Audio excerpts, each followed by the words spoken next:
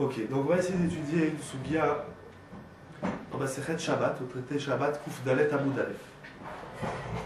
On voudrait étudier le sens des lettres dans la Torah.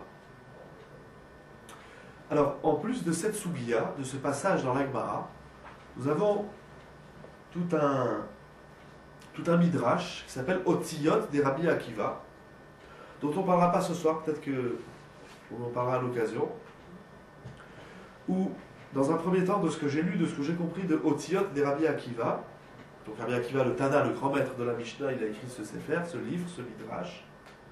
Pour Rabbi Akiva, il va dire que chaque lettre de la Torah, elle va faire référence à un pasouk, à un verset dans le David, dans le prophète, dans tout le Tanakh, ou bien il va faire référence à un dicton. Ça peut être un machal, ça peut être une parabole, ça peut être... Chaque lettre, ça fait référence à quelque chose. On va dire la culture de la lettre. Ça veut dire que chaque lettre dans la Torah, c'est pas seulement... Elle n'a pas seulement de sens lorsqu'on l'associe, un ensemble de lettres forme un mot. Je veux dire le feutre, alors il y a plusieurs lettres, le F, le E, le U, le T, le R et le E, etc. Mais si maintenant je prends chaque lettre individuellement, dans les autres langues, elle n'a pas obligatoirement de sens. Dans la Torah, chaque lettre, avant de s'inscrire dans un ensemble qui va former un mot, chaque lettre, elle a déjà un sens. Est-ce qu'il y a une relation entre chaque mot et chaque sens de... Je pense que dans l'absolu, oui. Et sur ça, il faudrait un temps infini pour faire ce travail. Mais je pense, tout à fait. Ça veut dire que si on prend, par exemple, je vais prendre le mot le plus simple, qui est composé des deux premières lettres, le Aleph et le Bet. On sait que Aleph et Bet, ça forme un mot. Ils forment le mot Av, qui veut dire père. On va le dire aussi pour les mères, la lettre Aleph et Mem forment un mot, M. Alors je vais le faire chez le père, mais c'est comme ça aussi chez la mère, c'est-à-dire dans le mot. On va voir que la lettre Aleph, elle a un sens. La lettre Mem, elle a un autre sens. L'association, ça veut dire, c'est pas seulement que je vais associer deux lettres qui vont former un mot. Normalement, c'est l'association de chaque lettre qui elle-même a un sens, vont ensemble former un autre mot qui va avoir un autre sens. On va le faire comme ça. On va essayer de le faire sur le tableau. J'espère que la technique, elle pourra être satisfaisante à ceux qui regarderont le shiur. Donc je prends la lettre Aleph. Je vais essayer de les faire en gros. Je prends la lettre Aleph. Alors on va dire la lettre Aleph, elle a un sens. Ok. Ensuite, je juxtapose à cette lettre, je l'associe à la lettre Bet. Donc, normalement, chaque lettre, ça a un sens précis. Donc le Aleph, il a un sens, le Bet, il a un sens, donc on va voir par la suite. Et l'association de ces deux sens, donc sens du Bet et le sens du Aleph, vont former un mot qui s'appelle Av, le père. En français, le père. Par conséquent, dans le père, je dois retrouver le sens du Aleph et le sens du Bet. La même chose, on va faire plaisir aussi aux femmes. Je l'ai fait avec Aleph Bet parce que ce sont les deux premières lettres de l'alphabet, mais on va faire la même chose. Et pourquoi tu dis que tu dois trouver le sens du père dans le Aleph? C'est l'association des deux qui font le sens. Oui, mais c'est pas l'association de deux lettres. Je ne regarde pas une lettre. Une lettre, on va appeler ça, on va le refaire avec la mère, on va appeler ça la culture de la lettre. L'histoire, si on peut ainsi dire, culture. La culture de la lettre. Donc ça veut dire, mon Aleph, il a toute une histoire, il a toute une définition. Mon Bet, il a aussi toute une histoire, ce qu'on a appelé le sens. Maintenant, ça veut dire, pour former le mot Av, on va l'écrire en français, pour former le mot Av, j'ai pas seulement associé une lettre, j'ai associé une lettre et toute sa culture. J'ai associé une deuxième lettre avec toute sa culture. Donc ça veut dire que dans le mot Av, qui veut dire père, oui, j'ai l'association de deux lettres, mais elles-mêmes, chacune de ces lettres, c'est toute une culture. Donc c'est l'association de la culture de deux lettres, de la culture, de l'histoire, du sens de chaque lettre, qui va donner naissance au mot père, au mot Av. Donc, dans le père, puisque je l'ai dans le mot, et c'est ainsi que la Torah va désigner le père. La Torah va désigner le père comme étant l'association du Aleph et du Bet. Par conséquent, c'est là où je dis que dans le père, je dois retrouver la culture du Aleph et la culture du Bet. Le père, c'est l'association du Aleph et du Bet. La même chose, j'ai dit qu'on allait le faire aussi pour la mère. La même chose pour la mère, c'est Aleph plus Mem, un même sophite, un même final. Donc le Aleph avec toute sa culture, le Mem avec toute sa culture, toute sa définition, toute son histoire, tout son sens, vont former le mot M, qui veut dire mère. Donc là, dans la définition thoraïque, la culture de la lettre, bien sûr, selon la Torah. Donc la culture thoraïque veut que la mère retrouve tout le sens du Aleph, tout le sens du Bet. Parce que la mère, c'est l'association du Aleph et de son histoire, du Mem et de son histoire. Alors, ça c'est première partie. Ok? Ça va, stagiaire? Ok, alors maintenant on va commencer, avant de commencer la Gemara. Non, pardon. Alors, première lettre, la Gemara prend le Aleph. Alors, on va dire qu'une lettre, c'est plus qu'une calligraphie, qu'un dessin. Alors, on va déjà dessiner notre Aleph. À peu près là. Voilà. J'ai le Aleph. Donc, l'Aleph, c'est une barre en diagonale et deux barres verticales.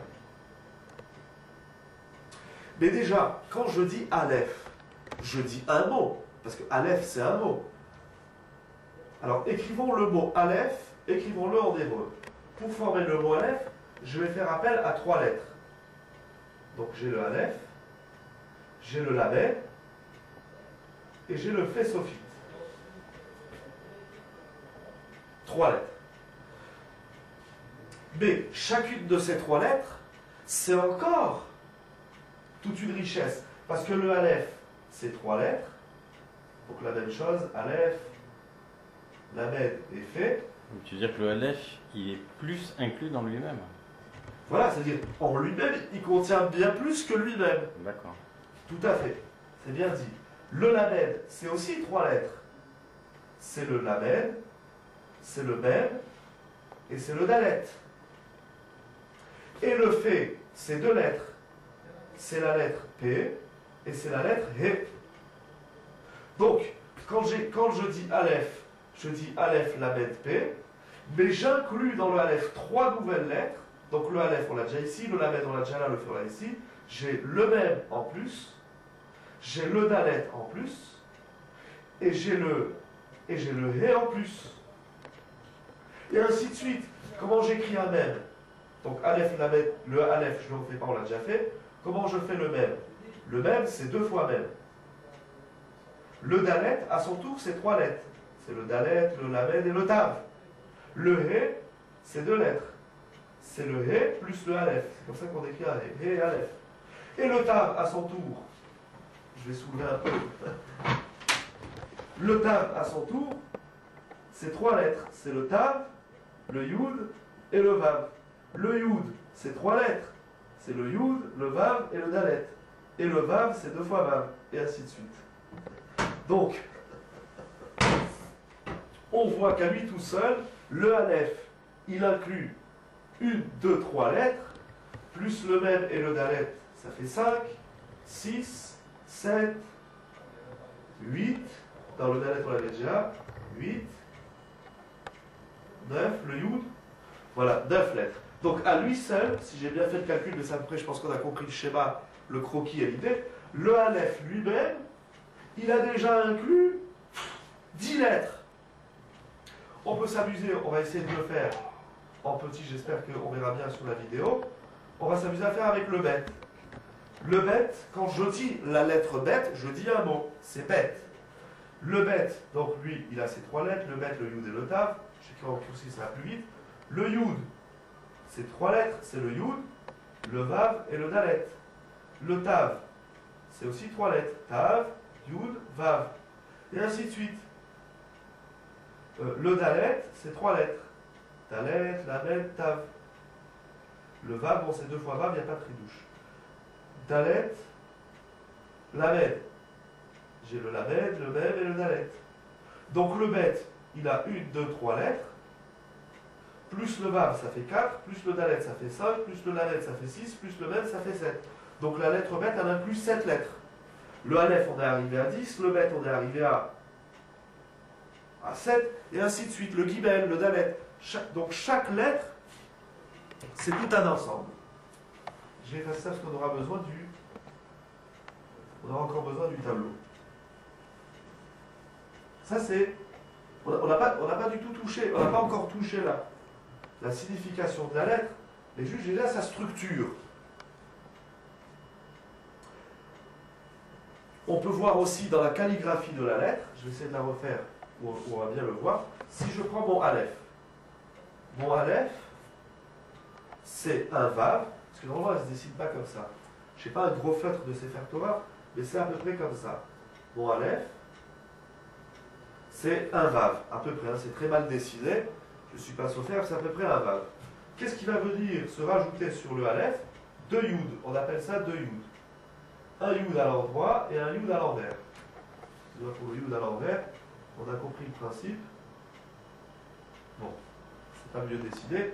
Donc le aleph lui-même, dans sa calligraphie, c'est un vav et deux yud. Ok? Je vais le faire aussi dans une autre lettre qui est mieux connue, le lamed. Le lamed, c'est un vav plus un raf. C'est l'association de deux lettres. Et ainsi de suite. Voilà. Mais pourquoi le aleph c'est le vav de yud? Le aleph, c'est un vav un petit peu en oblique, un peu en... Parce que... Non, mais ils étaient inclus dans le aleph? Le vav et le yud? Non, le vav, on l'a retrouvé dans le croquis de tout à l'heure, seulement lorsqu'on est arrivé, parce qu'on a dit aleph, on l'a retrouvé dans le tav. C'est dommage que j'ai pas plus de place et de papier, mais on l'a retrouvé dans le tav. Parce que aleph, c'est aleph, lamed, p, lamed, p, bon, je ne sais plus où est-ce qu'on l'a retrouvé. On l'a retrouvé à un moment dans les lettres du lamed, pardon, du aleph. Donc, en tout cas, dans sa calligraphie, ça donne à peu près ça. Un yud ici et un yud là. Donc, ça veut dire, la calligraphie de la lettre, c'est elle-même, ça peut être, c'est pas comme ça toujours le cas, mais ça peut être l'association, on va le faire aussi dans le chet, parce que ça marche bien dans le chet. Alors, dans le chet, il y a deux façons de le dessiner, une façon sfarad, une façon ashkénaze. Le chet, c'est le chet du Sefer Torah. Donc il est ou comme ça, ou bien comme ça. C'est-à-dire c'est deux. Hein, ici, bien sûr, c'est plus épais dans un Sefer Torah. Ce qu'on appelle le tag, c'est encore une autre histoire. Alors ça, c'est un chet de Sefer Torah, à peu près. Hein. Donc on voit deux zaïd. D'ailleurs, ça, dans la halakha, ça s'appelle un gag. C'est pas un gag, ok, mais... C'est-à-dire, même le dessin, il va porter un nom qui est un gag, un toit. C'est-à-dire, le chet, c'est l'association de deux zaïd, ou d'un zaïd et d'un vav. Et ainsi de suite, comme ça, on pourrait passer la nuit à dessiner des belles lettres de la Torah. Ça, c'est la première richesse de la lettre. Alors, on va revenir au aleph. Puisque tout démarre avec le aleph, on va revenir avec le aleph. Donc on a dit, chaque lettre, c'est un mot. Maintenant, ce mot, il a un sens. Alors on va redessiner le aleph et son sens. Ok? Donc je prends mon aleph.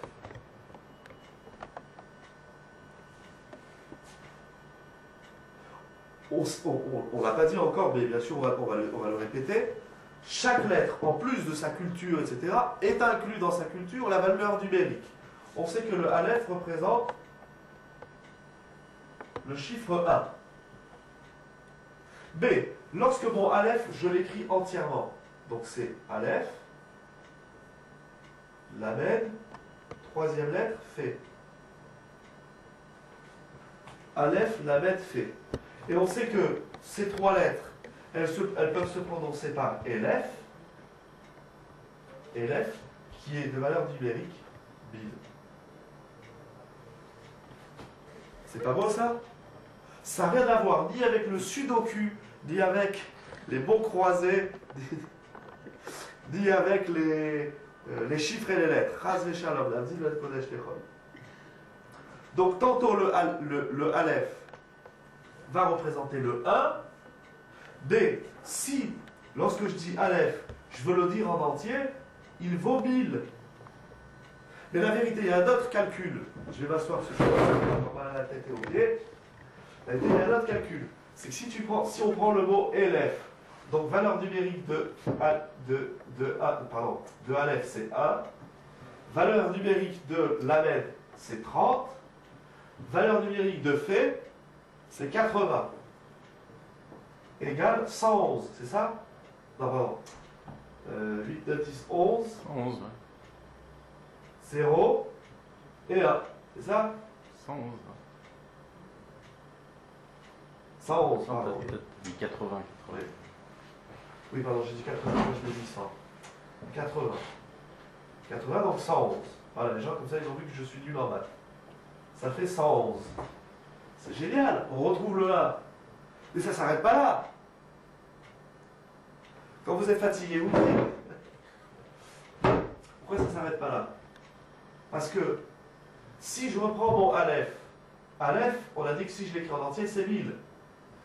1000. Le Lamed, si je l'écris en entier, c'est Lamed. Donc 30. Mem, 40. Dalet, 4. 74. Et le P, c'est P et He. P, c'est 80.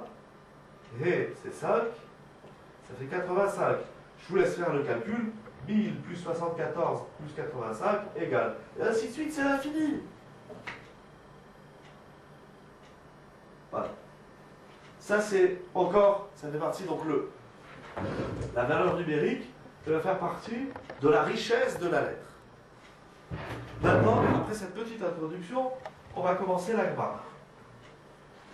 Alors, je le fais au tableau pour le Aleph, mais après je demande à ceux qui visionnent la cassette de suivre dans une Gemara et de s'amuser à faire tous les schémas et tous les dessins. La Gemara va dire que le mot Aleph, donc pardon, que la lettre Aleph, donc on a dit Aleph s'écrit ainsi, Aleph Lamed P. Entre parenthèses, on a dit que c'était valeur numérique 1000. Enfin, pardon, c'est pas valeur numérique. Valeur numérique de Aleph, c'est 1. B, prononcé de cette façon, Elef, ça fait 1000. Mais il y a une autre façon de prononcer l'association de ces lettres, c'est Aleph. Et Aleph, ça veut dire apprendre.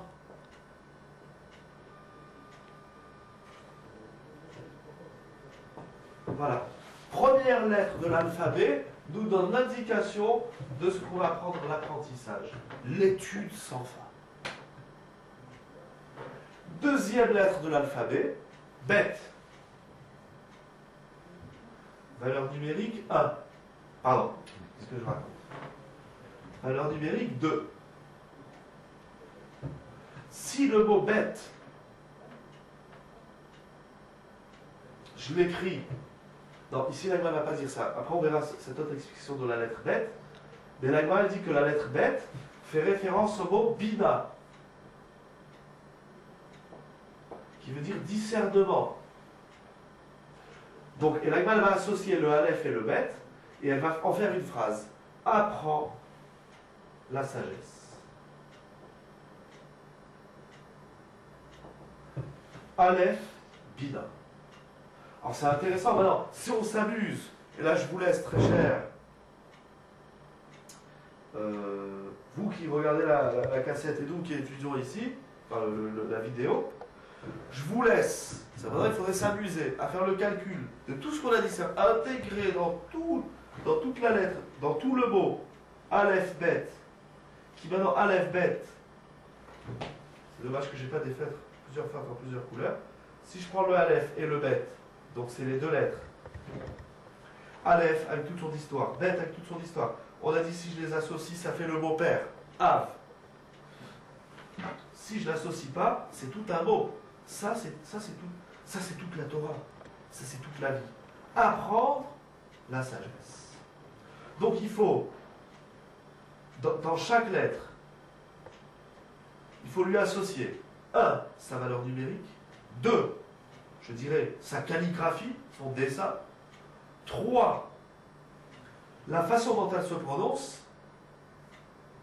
Donc, toutes les lettres qui ont composé la lettre Aleph, donc le Aleph lui-même c'est une composition d'autres lettres qui sont la même composition d'autres lettres, etc., jusqu'à l'infini. Et c'est seulement après que j'ai fait tout le travail dans la lettre Aleph que je vais pouvoir l'associer à la lettre Bet, qui vont donner tous les mots que ça peut donner.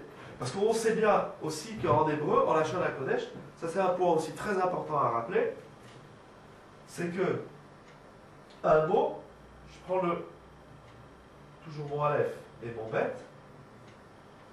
un mot qui est l'association de deux lettres, de deux cultures, de deux histoires, il va se lire dans un sens.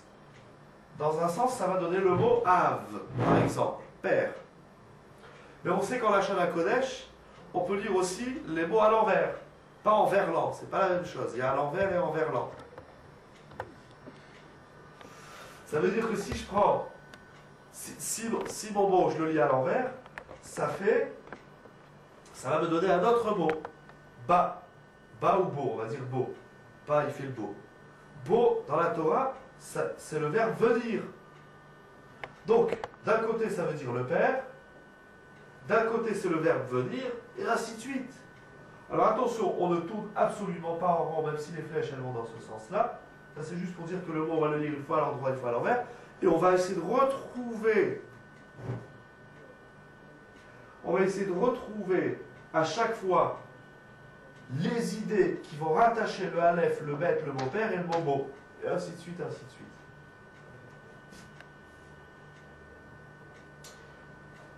Je vais donner un exemple qui va peut-être plaire à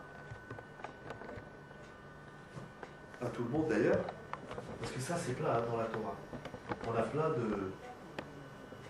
d'exemples, plein de livres qui font ce travail. Je vais le faire avec un mot bien connu qui s'appelle Zahav. Non, on va l'écrire en carré, je ne sais pas si tout le monde connaît la cursive. On va écrire le mot Zahav. Donc, on va essayer de faire des lettres un peu plus importantes.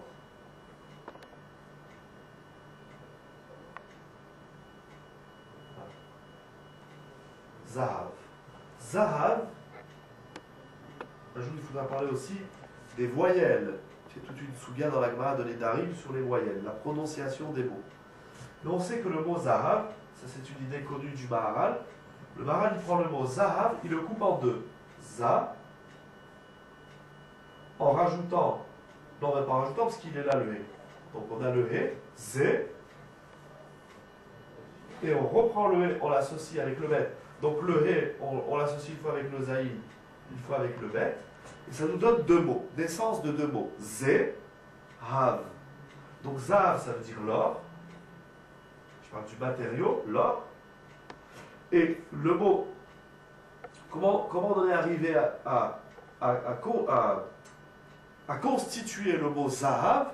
Le mot Zahav, c'est la contraction de deux autres mots qui sont Zé, Hav, avec un He cette fois-ci. Zé, ça veut dire celui-ci, ou cette chose-là. Zé, c'est la détermination d'une chose. Cette chose-là, Hav, donne-la-moi. Donne-moi ça. Zahav, ça veut dire donne-le-moi. Le Maharal, il le fait aussi avec Kesef, etc. Ça, c'est la Gemara. Il ramène des Gemarot, bien entendu. Donc ça, c'est en guise d'introduction sur les lettres de cette soubia. Donc, je redessine pas le Aleph Bet, Aleph Bina. Mais, c'est-à-dire, là, les premières lettres de la Torah, Aleph, Bina, d'ailleurs Rashi nous dit, Lemod Torah. Étudie la Torah. Le début de tout, le début de l'alphabet, le début de tout, c'est apprendre. Et ça, c'est déjà indiqué dans les premières lettres. Étudie la Torah. Attends, ça veut dire quoi là? Ceci donne l'or. Oui, c'est lorsque je vois. Quelle relation avec l'or? Ben, l'or, c'est un matériau qu'on a envie de prendre, qu'on a envie de s'approprier. Eh, donne-moi ça. C'est pas un truc, c'est pas un objet, c'est pas une chose, c'est pas un élément de la vie duquel on est indifférent, on est extérieur. Non, dès qu'on voit de l'or, on dit ah, j'aimerais bien le prendre. Donne-moi ce truc. Ok, on aimerait bien se l'approprier. C'est ça, Zahav. Alors, ce que je suggère, c'est qu'on s'arrête là. Parce que c'est dommage de baser la Gemara. C'est une première introduction, on a déjà vu les deux premières lettres. Bezrat Hashem, le chiour suivant. On continue, parce que je me rends compte que on peut, je sais pas, ça je sais pas lire. Chaque lettre, Bezrat Hashem, voilà, à la prochaine si Dieu veut, Shabbat Shalom.